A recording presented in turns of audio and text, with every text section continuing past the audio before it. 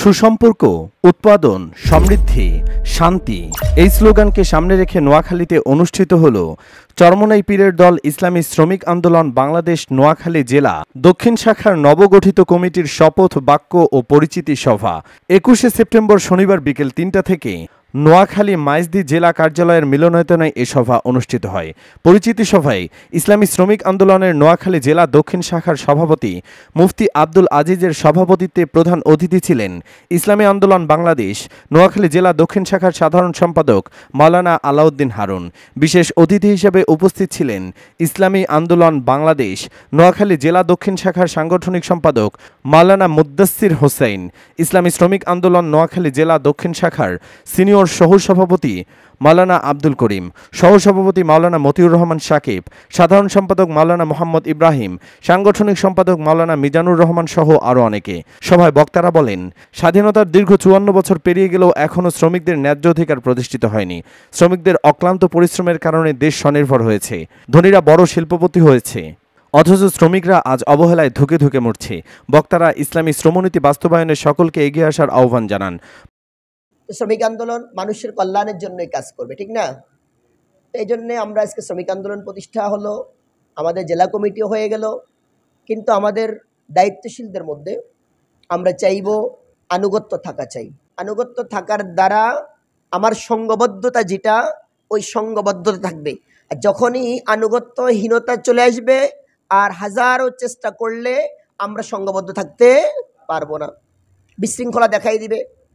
আমাদের মধ্যে কেন মতের অমিল থাকবে? কারণ আনুগত্য নেই। একটা হচ্ছে শরীয়তের মাসআলা যদি হয় সেটা ভিন্ন। শরীয়তের মাসআলার ক্ষেত্রে বাবা মায়ের বিরুদ্ধে বলা যাবে, ওস্তাদের বিরুদ্ধেও কি যাবে বলা যাবে। এই ছাড়া শরীয়তের কোনো মাসআলা ছাড়া যদি আমার দলের পক্ষ থেকে, আমার আমিরের পক্ষ থেকে কোনো নির্দেশ থাকে, আমার বুঝে আসুক আর না আসুক, আমার ক্ষতি হোক আর লাভ হোক আর লস হোক, আমাকে মানতেই হবে। যদি আমি মানতেই পারি তাহলে দেখবেন আল্লাহ তাআলা ইসলামী শ্রমিক আন্দোলনের মাধ্যমে এদেশে ইসলামী হুকুমত কায়েম করবেন ইনশাআল্লাহ। শ্রমজীবী মেহনতি মানুষগুলো শুধু শ্রম দিয়ে যাচ্ছে, আর তাদেরকে ঠকিয়ে, তাদেরকে বিভিন্নভাবে ধোকা দিয়ে বোকা বানিয়ে কিছু কিছু মানুষ রাতারাতি কোটি কোটি টাকার মালিক হয়ে যায়। কিন্তু আমার শ্রমিক ভাইয়েরা তারা শুধু শ্রম দিয়ে যাচ্ছে, একসময় তারা যখন অসুস্থ হয়ে যায় তাদেরকে দেখার মতো কেউ থাকে না। তাদের অন্ন বস্ত্র চিকিৎসা সহ তাদের যেই ন্যায্য অধিকার, এগুলো থেকে তাদেরকে সবসময় বঞ্চিত করা হয়। পীর সাহেব চরমোনাইয়ের নেতৃত্বে ইসলামী আন্দোলনের অঙ্গ সংগঠন ইসলামী শ্রমিক আন্দোলন প্রতিষ্ঠা হওয়ার পর থেকেই শ্রমিকদের ন্যায্য অধিকার নিয়ে মাঠে ময়দানে যথেষ্ট পরিমাণ ইসলামী শ্রমিক আন্দোলন কাজ করে আসছে। এই বাংলার মানুষ স্বাধীনতা যে উদ্দেশ্য করেছিল, যে জন্য যুদ্ধ করেছিল, যুদ্ধের কোনো মহত্ব, যুদ্ধের কোনো কিছুই তারা অর্জন করতে পারে নাই। বক্তব্য শেষে ইসলামী আন্দোলন বাংলাদেশ নোয়াখালী জেলা দক্ষিণ শাখার সাংগঠনিক সম্পাদক মাওলানা মুদ্দাসির হোসেন নবগঠিত কমিটির সদস্যদের শপথ বাক্য পাঠ করান। আমি নিজের নাম বলবেন, দায়িত্ব বলেন।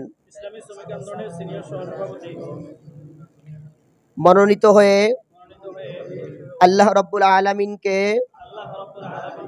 সাক্ষী রেখে ইসলামী আন্দোলন বাংলাদেশের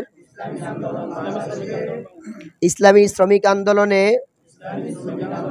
যোগদান করে ইসলামী শ্রমিক আন্দোলনের সার্বিক সহযোগিতা করব এবং যাবতীয় নিয়ম শৃঙ্খলা মেনে চলব ইনশাআল্লাহ।